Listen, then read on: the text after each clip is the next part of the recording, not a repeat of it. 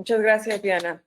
Buenos días, perdón, pero tuvimos aquí una falla técnica con una computadora, se hizo berrinche, pero vamos a empezar. El tema de hoy es platicar un poco cuál es el estado actual de la ortodoncia osteogénicamente acelerada. El principal problema con el que nos enfrentamos los que tratamos adultos es que una buena parte del paciente adulto, independientemente de que sea un paciente periodontal o un paciente sano periodontalmente, es que la tercera 3 de cada 4 de ellos, de un 66 a un 75%, tienen alguna forma de maloclusión y solamente un 15% de estos pacientes buscan tratamiento ortodóntico.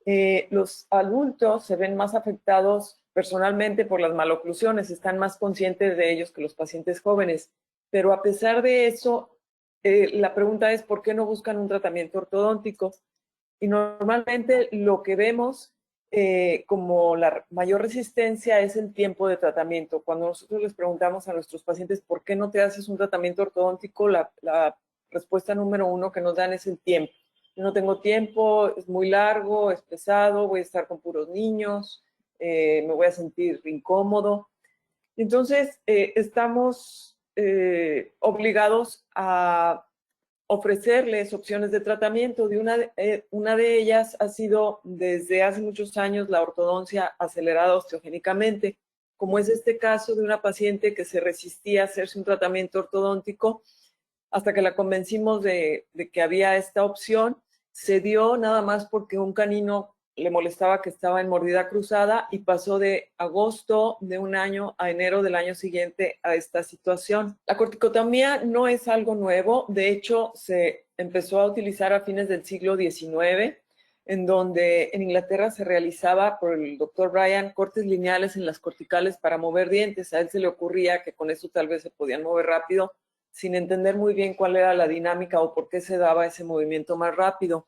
En 1901, en Suecia, Sandstedt publicó por qué se movía un diente, porque en realidad no entendemos muy bien qué es lo que hace que un diente se pueda mover de un lugar a otro, cómo se traslada, cuáles son los acontecimientos fisiológicos y bioquímicos odónticos, hasta que la convencimos de hueso. Desafortunadamente, este artículo no fue traducido al inglés hasta muchos años después, y él básicamente hablaba de que el hueso se remodela para adaptarse a la posición de los dientes y a las fuerzas masticatorias que va a recibir.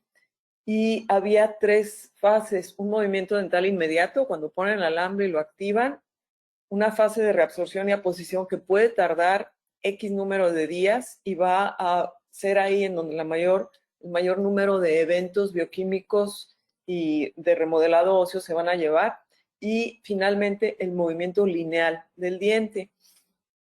Esto se dejó de publicar, que no fue hasta 1959 en donde Cole retomó la técnica y él hacía osteotomías en bloque, hacía como cubos en donde los dientes los manejaba a manera de legos, en donde el bracket servía de manivela y los acomodaba. Desafortunadamente esta técnica pues era una técnica quirúrgicamente agresiva que producía algunos casos de necrosis pulpar y no estaba exenta de problemas de reabsorción radicular y de dehiscencias y recesiones tanto en tejido duro como en tejido blando. Duker, en el 75, en perros, realizó experimentos y encontró que no existían datos ni de necrosis pulpar ni daños al periodonto con cortes interdentales, siempre y cuando esos cortes se mantuvieran 2 milímetros por debajo de la cresta ósea, nunca llegar hasta la cresta ósea. En el 91, Suya retoma la idea de Cole de hacer las osteotomías, pero le quita el corte apical, no hace un bloque, no desprende, no hace una fractura en rama verde, y encuentra que tiene menos recidiva en el tratamiento ortodóntico al final. El tiempo ortodóntico se podía reducir y podía ir de 6 hasta 12 meses, y lo recomienda como una técnica, pero no fue en realidad hasta inicios de este siglo en donde los hermanos Wilco, que es un periodoncista y un ortodoncista, le dieron una nueva cara a esto, y lo que ellos hacen es prácticamente desprender colgajos, hacer las corticotomías por bucal y por lingual, colocar injertos de hueso que usan una mezcla de aloinjerto con hueso bovino, sin membrana, cierran los colgajos y empiezan el tratamiento ortodóntico 2 semanas después de haber hecho la cirugía. En estos, ellos tienen una casuística muy grande y lo que logran en algunos casos es evitar la cirugía ortognática. Vivart en el 2009-2010 modificó, considerando que es una técnica muy quirúrgicamente sigue siendo agresiva, y entonces él describió la piezotomía, en donde se hacen los cortes a través del tejido blando sin necesidad de levantar un colgajo. Se pueden realizar túneles para colocar materiales de injerto tanto de tejido duro como de tejido blando, y al realizarlo con el piezotomo, como se transmite el movimiento por la amplitud de la onda, no hay necesidad de hacer el corte por bucal y por lingual. Es una técnica mínimamente invasiva con microincisiones, y inclusive estas incisiones ni siquiera en algunos casos se tienen que suturar. Y a últimas fechas, Mandelaris y su grupo en Chicago toman dos factores como muy importantes: la introducción de la tomografía de haz cónico y el conocimiento de que la tabla ósea vestibular cuando mucho va a tener un grosor de 1 milímetro. Y ellos basan su tratamiento en una planeación integral multidisciplinaria, en donde la idea es dar expansión a las arcadas para mantener o darle a la vía aérea necesaria, y armonizar la estructura alveolo y dentoesqueletal con la cara del paciente. Entonces, lo importante es entender cuál es el papel del hueso y del ligamento periodontal en este movimiento dental. Y sabemos que el ligamento es un tejido viscoelástico, que su coeficiente de distensión y de compresión no es lineal ni es tiempo dependiente. Entonces, nosotros entendemos el movimiento dental como que se activa el movimiento, va a haber un lado de presión, un lado de tensión, va a aumentar el flujo de fluido en el tejido al empezar nosotros el movimiento. Esto va en el lado de la tensión, a crear una matriz en el ligamento, una tensión sobre las células que va a modificar su citoesqueleto. Se va a producir una hialinización del ligamento periodontal, que es una necrosis limpia de las fibras del ligamento, que van a tener que ser removidas por células que se van a activar dentro del ligamento, que normalmente son los macrófagos activados. Al mismo tiempo que se inicia la hialinización del ligamento, empieza la activación celular tras la cortical, lo que le llamamos la reabsorción socavante, y va a empezar a remover los osteoclastos hueso a un lado de la cortical.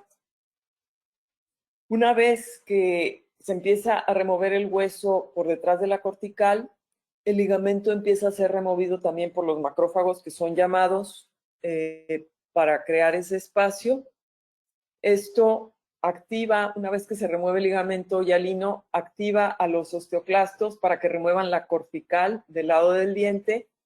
Y una vez removido tanto el cortical como el hueso medular, nos va a crear un espacio para que el diente tenga un espacio como moverse hacia esa zona. ¿Y qué es lo que les pasa a las células cuando las estamos tensionando? Tienen un citoesqueleto, y este citoesqueleto va a sufrir una deformación tanto bajo la presión como para el lado de la tensión. Y al lastimar nosotros el citoesqueleto, va a haber una liberación de enzimas y de moléculas que son mediadores también tanto de la reabsorción como de la posición ósea. Entonces, la traducción de señales se va a ver alterada durante el tratamiento ortodóntico. ¿Y cuánto tiempo tiene que pasar? Lo que nosotros queremos para el paciente adulto es reducir el tiempo ortodóntico, aunque nuestro mayor esfuerzo está dirigido a mantener el grosor del tejido periodontal, que siempre se mueve el diente dentro de su envoltura ósea. Entonces, ¿qué pasa si nosotros queremos acelerar ese tiempo? Y en los años 60 fue descrito un fenómeno por un ortopedista, Frost, que se llama fenómeno de aceleración regional, en donde al lastimar nosotros el hueso, crear una injuria, vamos a producir una pérdida de densidad ósea, inducir un estado de osteopenia, pero conservando el mismo volumen de hueso, y pasado el tiempo va a haber una remineralización de ese mismo hueso. Para esto necesitamos activar a nuestros osteoblastos. Entonces, clínicamente, ¿cómo lo podemos nosotros llevar al sillón dental? ¿Qué pasa si nosotros combinamos el tratamiento ortodóntico más el daño al hueso por medio de corticotomías? Primero vamos a levantar un colgajo en la corticotomía convencional de Wilco, que es bucal y lingual. Se van a crear unos cortes lineales siguiendo las siluetas de las raíces de los dientes, haciendo perforaciones con fresas de 1/4 o de medio sobre la cortical, que es normalmente muy delgada, la cortical vestibular. Esto nos va a crear inicialmente un espacio entre el hueso con tamaños, los espacios medulares se van a ir aumentando porque va a perder densidad con el mismo volumen, y el espacio de ligamento, que está coloreado aquí en color de rosa, los círculos blancos simulan ser los dientes, se va a empezar a hacer más amplio. Va a pasar el tiempo y esto tiene una ventana de oportunidad que normalmente dura de 2 a 6 meses después de haber creado nosotros el daño sobre el hueso. Los espacios medulares se van volviendo más amplios, hasta que prácticamente los dientes están casi flotando dentro del hueso, y ese es el momento de oportunidad para hacer los movimientos más gruesos en el tratamiento ortodóntico. Después de un tiempo, si nosotros dejamos de activar, esto remineraliza y nos ofrece la misma resistencia que el hueso de manera convencional. Entonces, lo que nosotros queremos es crear ese hueso para que el diente se pueda mover más rápido. En donde invitaban a los cirujanos y a los ortodoncistas como equipo para ver cómo era la secuencia de tratamiento. Y dentro de las presentaciones ellos empezaban mostrando caso tras caso, tras caso, tras caso, en donde decían, por ejemplo, paciente de 35 años de edad con apiñamiento moderado sobre mordida horizontal, el tiempo total de tratamiento para un ortodoncista, y ahí hacían preguntas, ¿cuánto tiempo sería? Bueno, en este caso fue entre 7 y 12 meses con 8 meses y 3 semanas de tratamiento y 15 citas de ajustes ortodónticos. La mayor parte de los ortodoncistas que estaban en ese curso decían que el detallado final no era el más bonito ni el más adecuado tal vez, pero el grueso del movimiento dental sí se daba en un periodo de tiempo bastante corto. Entonces, de ahí se derivaron varios estudios para probar el principio, y dentro de los estudios que se llevaron a cabo tanto en la Universidad de Boston como con el doctor Roberts en Indiana, algunos de los más significativos era ver qué le pasaba al espacio del ligamento y al hueso alveolar en volumen y en tamaño, en extensión, cuando se sometía a una cirugía. Y podemos ver a diferentes tiempos que en el grupo quirúrgico, que es el azul claro y el verde claro, había una mayor superficie de ligamento periodontal, o sea que se expandía el espacio de ligamento, y también encontraban una menor superficie de hueso, o sea, predominaba un tejido reblandecido, y esto regresaba a la normalidad con remineralización después de la 4ª semana, culminando o alcanzando el clímax a las 7 semanas del tratamiento. Después salió otro estudio viendo cómo era la cuestión de mineralización, y lo que ellos encontraban era que las áreas de mineralización disminuían después de la 2ª semana y alcanzaban una remineralización completa en la rata al día 42. En el grupo control, que no llevaba la cirugía, era menor la desmineralización, aunque sí había algo por el movimiento ortodóntico, y en el grupo quirúrgico, que se traducía más o menos en 6 meses en el humano, era cuando se llevaba a cabo la mayor remineralización. ¿Y cómo llevamos esto nosotros a una aplicación clínica? Bueno, lo que nosotros tenemos como norma es hacer un diagnóstico integral de quienes vayan a conformar el equipo de tratamiento, y eso va a depender de quienes vayan a tratar al paciente, si es un paciente periodontal, ortodóntico, y también tenga requerimientos restauradores. No sé ahora por qué no avanza esta computadora. Lo primero que hacemos es un diagnóstico periodontal y un diagnóstico ortodóntico y un diagnóstico restaurador.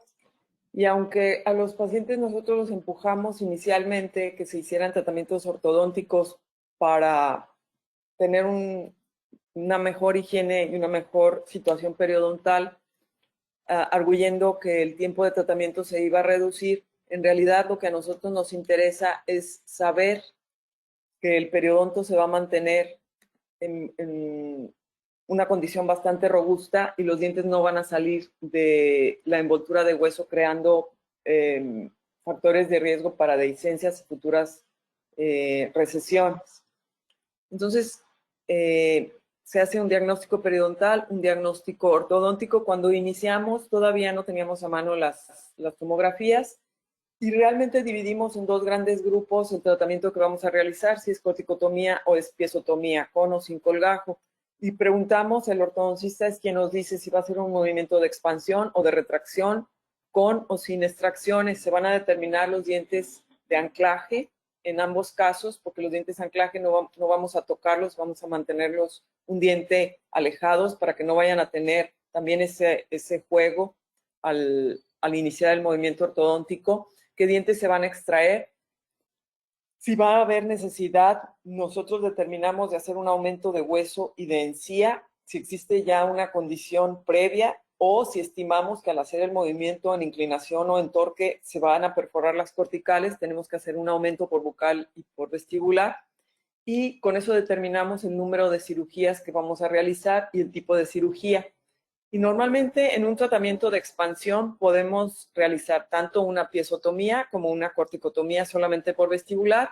Y cuando va a haber extracciones y retracción, normalmente nos vamos por colgajo bucal y lingual, porque en los dientes que vamos a extraer necesitamos realizar la corticotomía entre la cortical del diente a extraer y el vecino para que se cierre ese espacio en un periodo corto de tiempo. Esta paciente fue una de las iniciales porque nos tomó mucho tiempo después de que regresamos del curso vencer un poco la resistencia del ortodoncista a tratar o probar con esta técnica. Esta paciente ya tenía tiempo siendo asidua al consultorio, estaba periodontalmente estable y la mayor barrera que tenía para hacerse ortodoncia era el tiempo de tratamiento. Es una panorámica, vemos que tenía ya unas prótesis colocadas desde antes que la empezáramos a tratar, muy largas. Hoy en día preferiríamos tal vez colocar implantes para seccionar.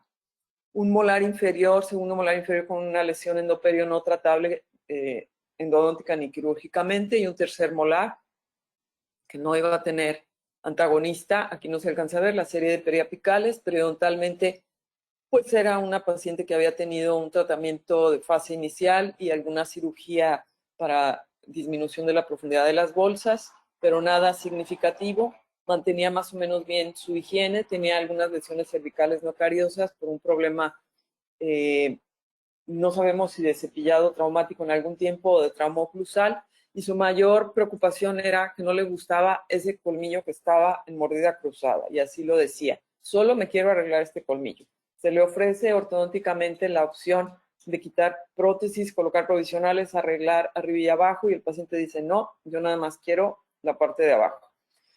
Entonces se hace una secuencia de tratamiento que incluye extraer el segundo molar que tiene la lesión endoperio, el tercero que no va a tener antagonista, determinar la dirección, se van a hacer extracciones, en este caso de primeros premolares, y retraer el sector anterior para corregir el apiñamiento. Es muy importante advertirle al paciente que vamos a crear, al hacer estos procedimientos, normalmente nos van a aparecer espacios negros sin llenado total de papilas en el área interproximal. Y esto lo vemos caso tras caso, como vamos a ver adelante, porque difícilmente vamos a poder compensar todo con stripping. Los dientes de anclaje se pide siempre que sean primeros y segundos molares, porque empezábamos a ver que tomaban solo el primero y se abría un espacio y después había que ir por el segundo. Se coloca la aparatología ortodóntica.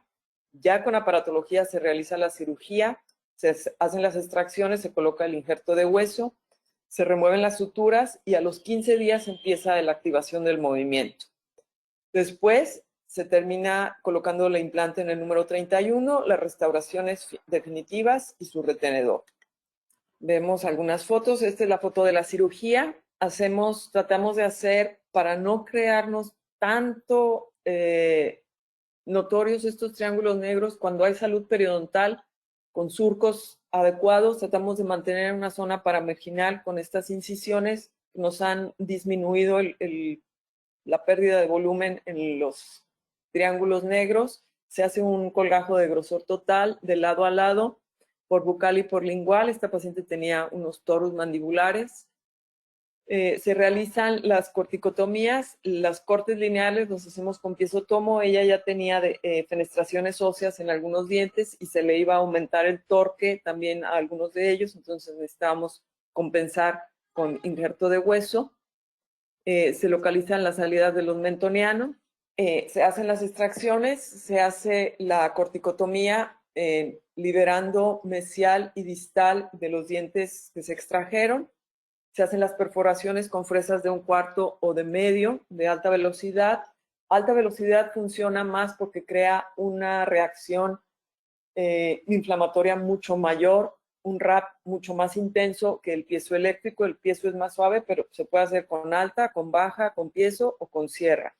En esa época nada más colocábamos un injerto desmineralizado halogénico y colocábamos una membrana para contener al injerto. Hoy en día sabemos que necesitamos contener al injerto de mejor manera fijando estas membranas, y si hay necesidad de colocar injertos de tejido blando, se fija con una membrana y adicionalmente se coloca el injerto sobre los dientes en específico. Se sutura y a las 2 semanas se lastimó un poco el colgajo en lingual por la presencia del torus. A las 2 semanas se inicia la activación del movimiento. Esto es a los 2 meses. Ya se logró descruzar el canino, aunque vemos que empiezan a aparecer los espacios entre los dientes anteriores con esos triángulos negros porque el punto de contacto nos sigue quedando muy incisal. Entonces aquí, pues, tiene que haber una comunicación entre los especialistas y una notificación al paciente de que probablemente al final se creen esos espacios. A los 5 meses se ve la separación entre el segundo y el primer molar, por eso recomendamos, o se recomienda más bien, Dibart fue el primero que recomendó tomar los 2 molares siempre de anclaje para que no se creara este espacio, porque luego tuvimos que regresar a hacer una segunda intención de una piezotomía entre primero y segundo molar para jalar el segundo molar a cerrar el espacio. Siempre se pueden realizar eventos subsecuentes quirúrgicos, pero el primero es el que tiene la mayor penetración o el mayor efecto sobre el remodelado óseo. Entonces aquí a los 7 meses tuvimos que regresar por el molar, pudiendo haber casi ya estado terminando alrededor de los 9 meses. ¿En qué otros casos lo utilizamos? En casos de extrusión. Estas extrusiones, cuando no queremos hacer un alargamiento para no quitar tejido sano y abrir espacios con resultados antiestéticos, los podemos lograr en 2 o 3 semanas. Es muy rápido, es una extrusión casi forzada, pero nos funciona muy bien, y esto sí lo hacemos con la piezotomía. Lo que buscamos es extruir solamente el diente en cuestión, en este caso el que se vea fracturado, o cuando tiene una perforación o una caries. Lo estamos haciendo con el piezotomo. Casi todas las técnicas hoy en día se recomienda hacerlas con el piezotomo, que tienen diferentes insertos con marcas para saber a qué profundidad estamos cortando, sobre todo cuando lo hacemos a través del tejido blando. La recomendación es elevar el colgajo 3 o 4 milímetros apical al ápice de los dientes para tener una especie de barrera de contención del injerto que vamos a colocar. Trazar los cortes apicalmente, 3 o 4 milímetros apical al ápice del diente. Esto, pues se imaginarán que es mucho más sencillo hacerlo desde vestibular que por lingual o palatino. Y lo que es importante, muy importante para los cirujanos, es que nosotros no vamos tanto por el tiempo que se ahorra el paciente en el tratamiento, porque en realidad en el detallado final normalmente los pacientes se van a venir tardando lo mismo en el tratamiento ortodóntico, sino en mantener el grosor, la estabilidad de los tejidos periodontales. De ahí nos llevó a la segunda técnica, que es la piezotomía, y en este caso también se hablaba de una disminución total del tratamiento. Es una chica de 30 años de edad con un apiñamiento moderado. A ella lo que no le gustaba era que el lateral estuviera cabalgado sobre su central, el lateral superior derecho. El tiempo total de tratamiento fueron de 6 meses con 2 semanas y 13 citas de ajustes ortodónticos. Y fueron 6 meses porque a los 6 meses nos dijo que se casaba, que le quitaran los aparatos y luego regresaba. Y bueno, muchos de ustedes ya conocen cómo son esas historias, ¿no? Y seguimos. El ortodoncista sigue esperando que regrese. Las fotos de frente y de perfil, se hace su valoración ortodóntica, la lateral, la panorámica, las fotos clínicas. Vemos que es una extrusión de los incisivos centrales con desgaste, que hay que compensar esa extrusión, ese desgaste por la extrusión. La forma de las arcadas, ligero apiñamiento en la arcada inferior. Se hace el trazado cefalométrico. Empezábamos ya en esa época con las tomografías. Vemos la calidad de la tabla ósea y que no hay en este momento ninguna fenestración ósea en el área de interés, que es sobre todo el área de la premaxila. Lo primero que hace el ortodoncista es reconstruir los bordes incisales para pegar los brackets por la técnica que él usa, que es importante recalcar que las modificaciones que se han ido haciendo han sido sobre todo en la parte quirúrgica. La parte ortodóntica, como han trabajado mucho en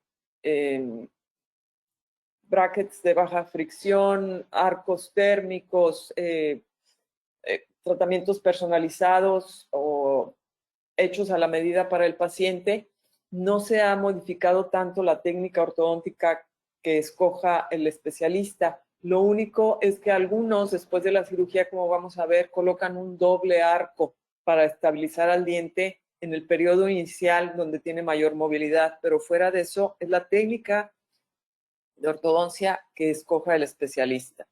No hay ninguna especial para llevar a cabo. Vemos los cortes en las tomografías, el grosor de las tablas, y lo que hacemos es, bueno, le preguntamos al ortodoncista hacia dónde vas a mover en cuerpo o vas a mover nada más a inclinar.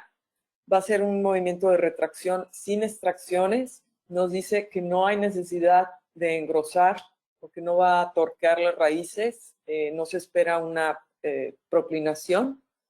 Reconstruye los bordes incisales, los dientes de anclaje pues son ambos molares en ambas arcadas, colocación de aparatología. En este caso optamos por una piezotomía con un aumento ligero de hueso y cobertura radicular de un premolar superior derecho que tenía una ligera recesión.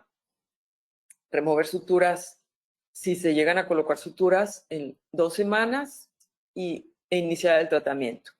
Aquí vamos a ver que es una técnica muy sencilla en donde se hacen unos cortes a través de tejido blando. Bueno, no corre el video. Se hacen unos cortes a través del tejido blando, se desprende el tejido blando, se puede crear un túnel, es un colgajo de grosor total, conectado. El corte va de línea mucogingival a base de la papila, al igual que el corte óseo. Nunca nos acercamos ni al vértice de la papila ni a la cresta ósea, nos quedamos 2 milímetros cortos. Trabajo las incisiones en tejido queratinizado la mayor parte del tiempo, porque trabajar en mucosas se empieza a desgarrar y es incómoda la cicatrización. Introducimos el piezotomo, normalmente penetra la cortical y lo introducimos 3-4 milímetros hacia el hueso medular, y cuando llegamos a la porción apical lo giramos para alcanzar la mayor altura sobre la porción radicular. A las 2 semanas se activa el movimiento, este es a las 4 semanas. Vemos que quedan algunas líneas cicatrizales porque las incisiones debemos tener cuidado de hacerlas a 45 grados para que no nos quede epitelio invaginado. A los 6 meses la paciente decide que se tienen que retirar los aparatos porque se casa y pues no quiere ir a la boda con aparatología, y que luego regresa. A los 6 meses, ok, el ortodoncista le pone un retenedor temporal mientras se casa, va al viaje de bodas, etcétera, regresa, y desafortunadamente pues la paciente ya no continúa con el tratamiento. Es una paciente que trabaja de asistente dental, o sea que está todos los días en la clínica, pero ella ya quedó muy satisfecha y decide ya no continuar con el detallado final. ¿Qué otro uso se le da a esto? Hubo un ortodoncista que él tomó un caso, empezó a hacer corticotomías en sus pacientes que tenían caninos retenidos de forma bilateral en paladar. A un canino le hacía corticotomía, al otro nada más lo exponía para bajarlo. Los exponía y con fresa de baja velocidad descubría el ecuador protésico del diente para quitar la retención mecánica y tuviera por dónde moverse el diente. Hacía perforaciones, nada más las corticotomías, pegaba un botón con una cadena y lo llevaba al arco, y él encontró en los 6 de sus pacientes que trató que los pacientes que se trataban con corticotomía, que son los de la barra azul, se movían más rápido y no presentaban ningún daño periodontal, ninguna consecuencia periodontal al terminar el movimiento. Fue un estudio piloto hecho por un ortodoncista en donde empezaron a ver que se podían hacer otro tipo de movimientos, tales como la intrusión. La intrusión en molares, cuando no hay antagonista, es algo que sucede frecuentemente y nos vemos cuando vamos a colocar alguna prótesis fija o un implante soportada, pues no hay el espacio interoclusal. Entonces, una opción es a lo mejor endodoncia, alargamiento y colocar una corona. La otra es intruir al diente, pero nos vemos a veces limitados por la presencia del piso del seno maxilar. Entonces, la opción es en la tomografía ubicar, sacar un triángulo de hueso, una cuña de hueso, para darle espacio a que se pueda mover el diente, tal vez inclinado un poco, para que no se incline hacia vestibular. Se colocan tornillos de microanclaje por bucal y por palatino para tener un mejor control vertical del movimiento. Oh. Aquí está el por palatino, se coloca también un microtornillo y se va empujando el diente hasta intruirlo a la posición deseada. Por último, llegamos a la técnica actual, que es la del doctor Mandelaris, que le llama SFOT, o ortodoncia, tratamiento ortodóntico quirúrgicamente facilitado.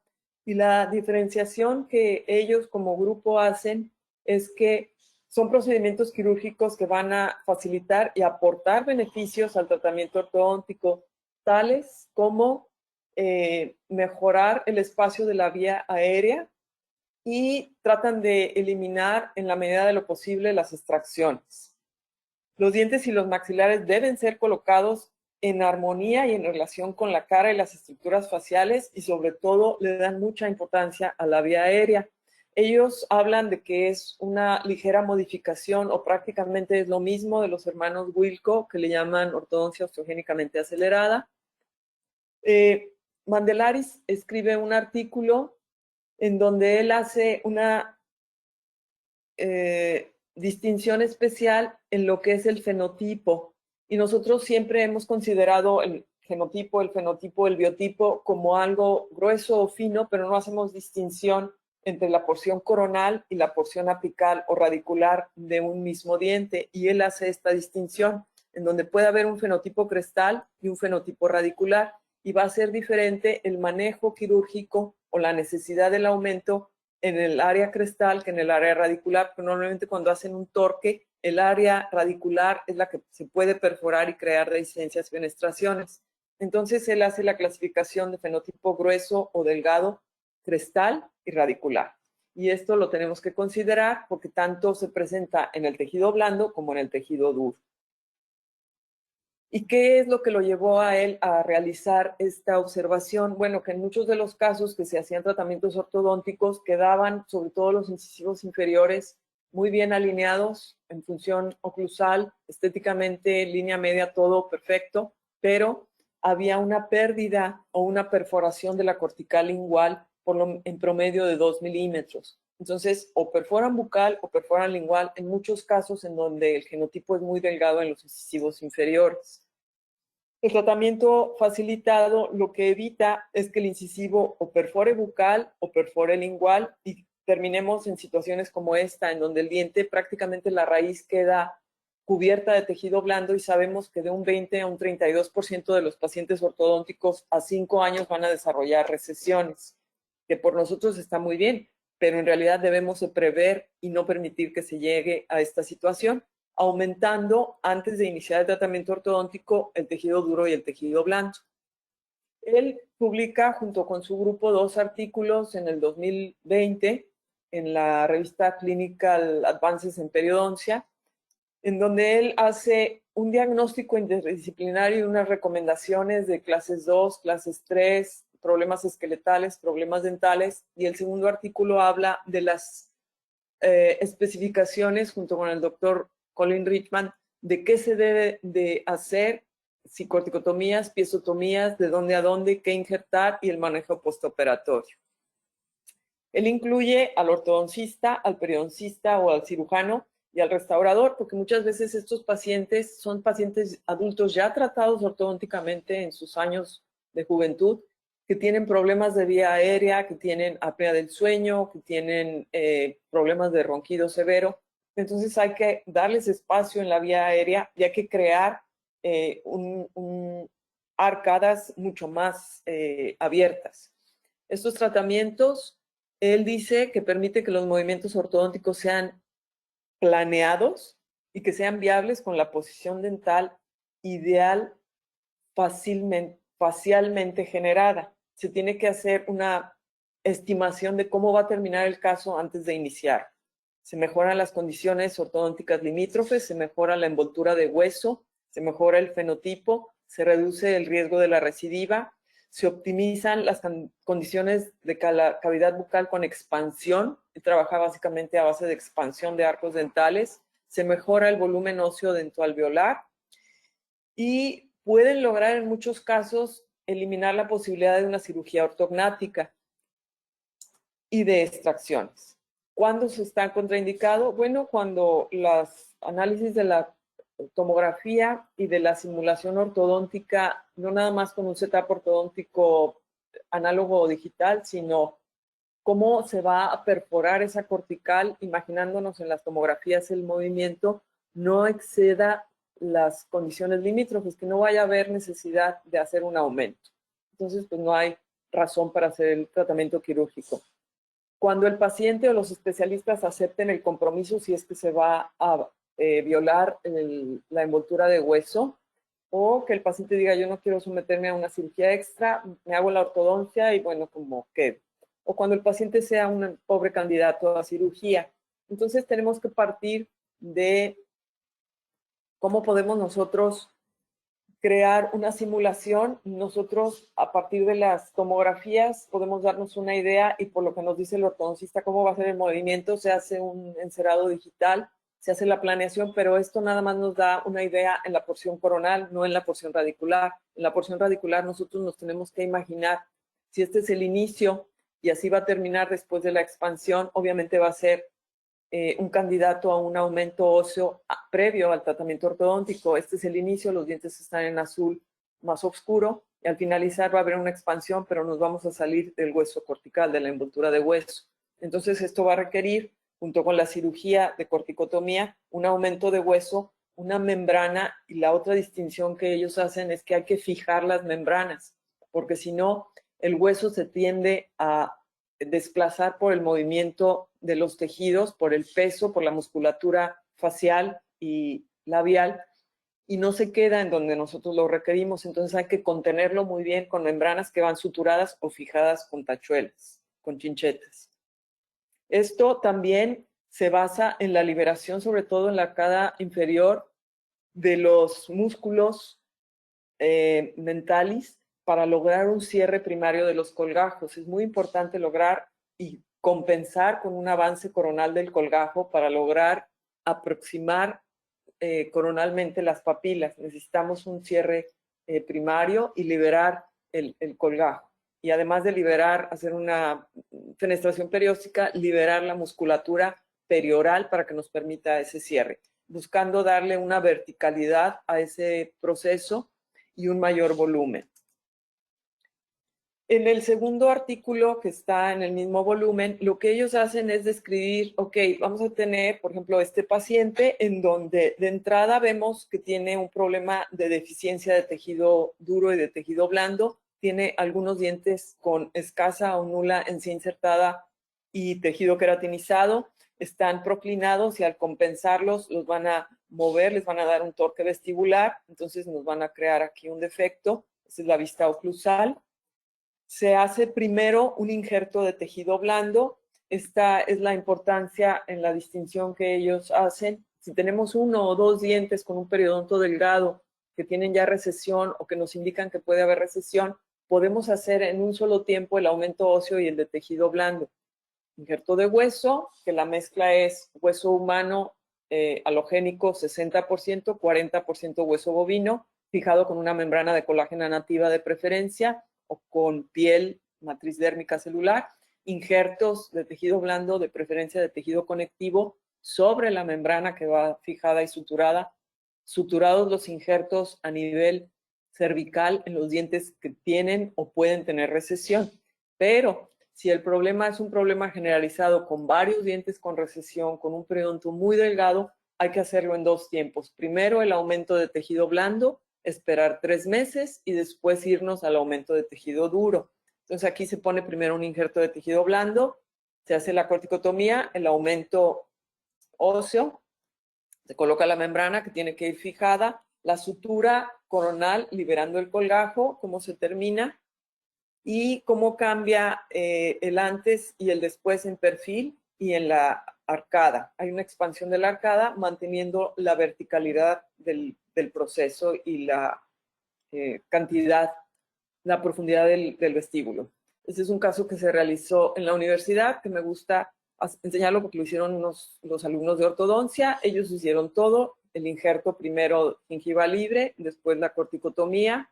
Es una paciente con dientes separados y mordida abierta, hacen su análisis ortodóntico, empiezan con el tratamiento ortodóntico, se dan cuenta que abajo les va a costar más trabajo por la mordida abierta y por los espacios, y en ese momento deciden ver si se puede ayudar. Idealmente hubiera sido bueno empezar con la corticotomía para agilizar el tratamiento, pero bueno, se hace el injerto de tejido blando porque necesitamos tejido para cubrir todo el injerto, el volumen de injerto de hueso, y al aumentar el volumen necesitamos un colgajo que realmente podamos movilizar con una buena cantidad de tejido queratinizado.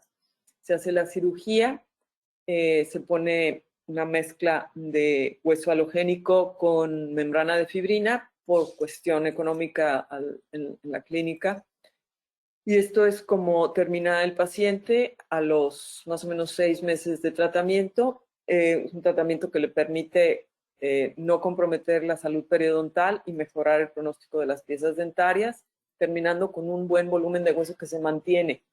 A nosotros crear la injuria en el hueso, vamos a producir una mayor desmineralización.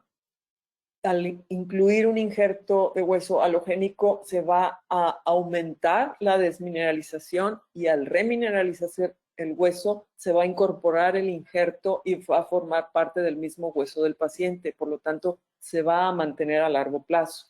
La idea de usar hueso desmineralizado es provocar una mayor desmineralización en el hueso del paciente. Cuando nosotros nos llaman los ortodoncistas porque tienen recesiones, pues las corregimos, pero lo que no queremos es llegar a esto, y esto se da normalmente por el movimiento ortodóntico.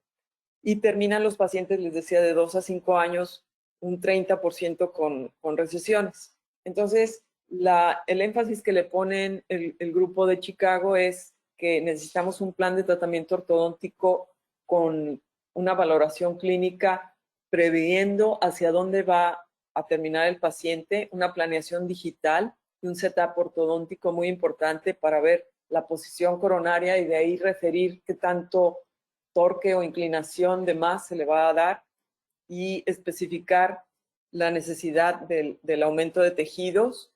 Nosotros vemos si el fenotipo es grueso con una anchura de tejido queratinizada, coronoapical, pues hacemos nuestro colgazo de grosor total, normalmente solo por vestibular, corticotomía con enfoque en la dirección del movimiento, hacia dónde se va a mover. Muchas veces lo hacemos también por lingual, sobre todo en incisivos inferiores, un aumento de hueso con una barrera de membrana, aumento de tejido blando, reposición coronal del colgajo, sutura para aproximar o reaproximar las papilas, el manejo postoperatorio, la valoración del resultado. Cuando tenemos tejido blando deficiente, un biotipo delgado, una recesión generalizada, tenemos que hacer un aumento de tejido blando, esperar 3 meses y luego pasar al aumento óseo. En este caso, lo debimos haber manejado de manera diferente, pero sucumbimos ante la presión del paciente que decía, me lo hago porque me tengo que ir a México a hacer mi residencia en medicina. Ya había tenido un tratamiento ortodóntico, pero a ella no le gustaba que el canino por la férula se había inclinado hacia el lingual. Periodontalmente no tiene mayor problema. Sus radiografías, tiene ya un retenedor. Muchas veces los retenedores ayudan a estas malposiciones. Se coloca la aparatología. Y el error fue que ella contaba con una serie de recesiones múltiples, un periodonto delgado, sobre todo en la arcada inferior, algunas recesiones en la arcada superior, pero más marcado en la arcada inferior, una deficiencia en la arquitectura gingival. Idealmente debimos haber hecho injertos de tejido blando primero, esperar 3 meses y luego pasar al tejido duro, pero el tiempo de la paciente nos presionó. Y ese fue el error que tuvimos. Se levantan los colgajos, se ponen injertos de hueso y membranas dérmicas. En algunos casos no me gusta levantar papila en línea media. Se suturan las membranas, se hacen los cortes, las corticotomías son muy finas, ahí está inmediatamente suturado. Me gusta suturar con Citoplast y fijar membranas con nylon. Inmediatamente después, esto es más o menos al mes, que pues no pudimos cubrir las recesiones de manera adecuada. Este es de enero, una semana antes de la cirugía, a julio.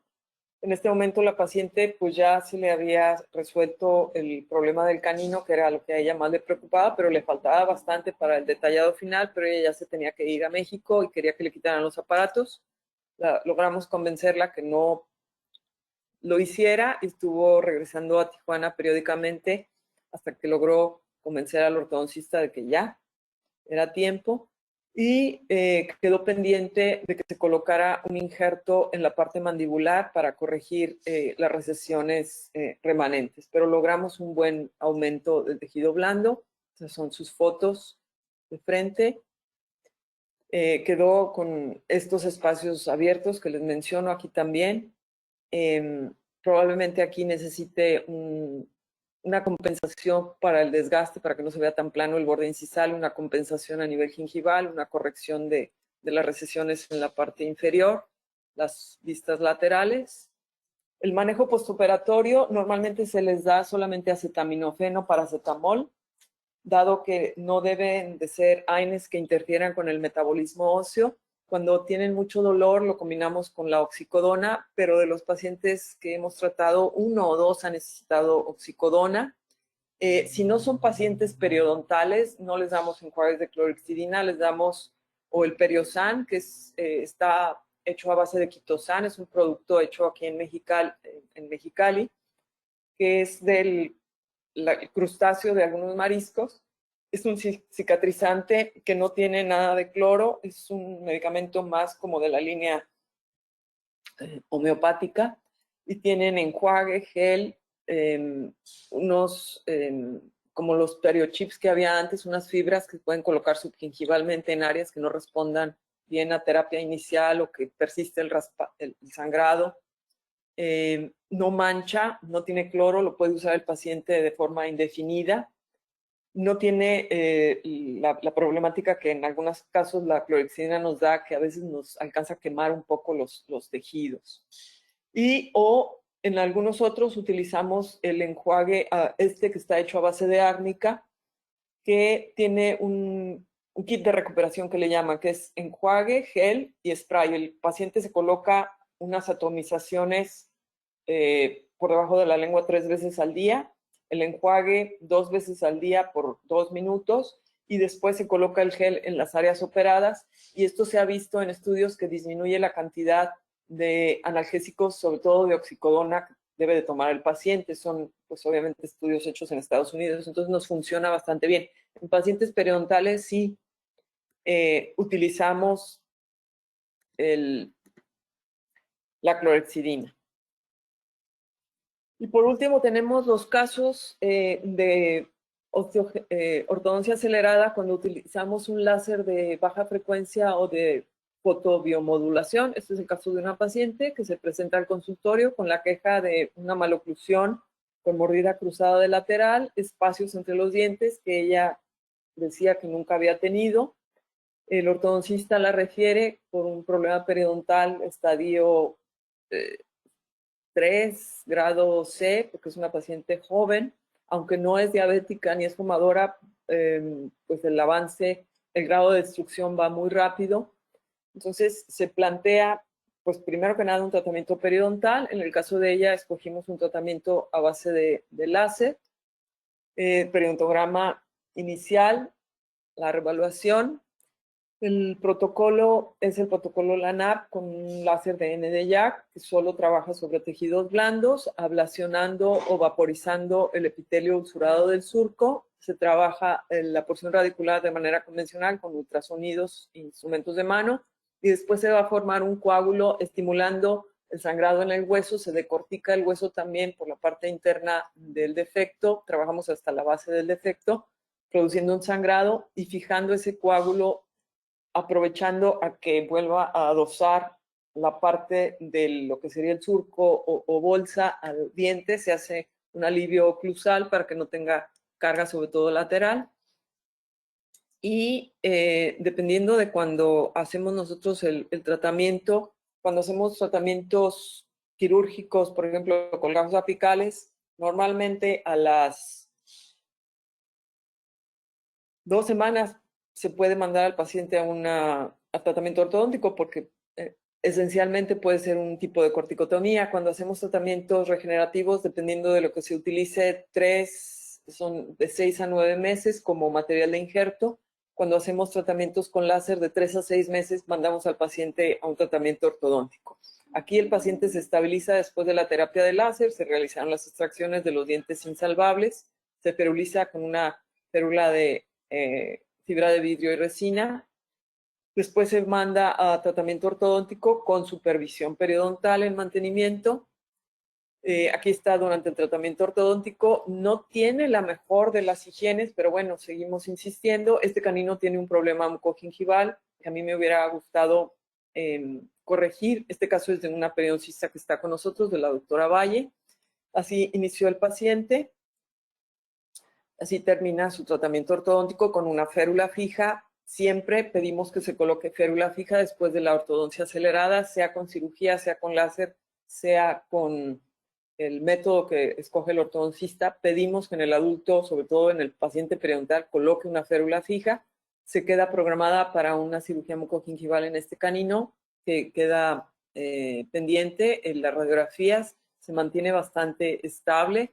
No hubo gran regeneración de volumen de hueso, pero el paciente está clínicamente estable con surcos de 4, de 5, bolsas de 4, de 5 que no sangran, y esperamos que mientras esté en mantenimiento se pueda conservar todos sus dientes. También se puede utilizar con alineadores la técnica acelerada. Se hace en este caso el tratamiento LANAP a esta paciente. La reevaluación, vemos que hay una mejoría significativa. La paciente escoge para cerrar los espacios una terapia con alineadores. Ahí vemos que tiene colocados los engagers. La diferencia es que los alineadores, así como en ortodoncia, el cambio de alambre se va a realizar, si iba a ser cada mes, se va a hacer cada 15 días, pues se tiene que acortar el tiempo de tratamiento. Los alineadores, en vez de cambiarlos cada semana, cada 10 días, los va a cambiar cada tercer día, cuando se usa una tratamiento osteogénico acelerado. ¿Cómo termina? Y otras opciones de ortodoncia acelerada existen en el mercado, sobre todo en el mercado para el ortodoncista, como son vibraciones de baja frecuencia, como es el Axeleden, que el paciente lo va a utilizar por lo menos 1 hora al día. El movimiento vibratorio va a hacer que los dientes se muevan más rápido. O el Propel, que es la albiocentesis, en donde hacen con como punzón perforaciones en el hueso para producir ese daño que sangre, que se desmineralice, se reblandezca y se remineralice. Lo pueden hacer tantas veces como sea necesario.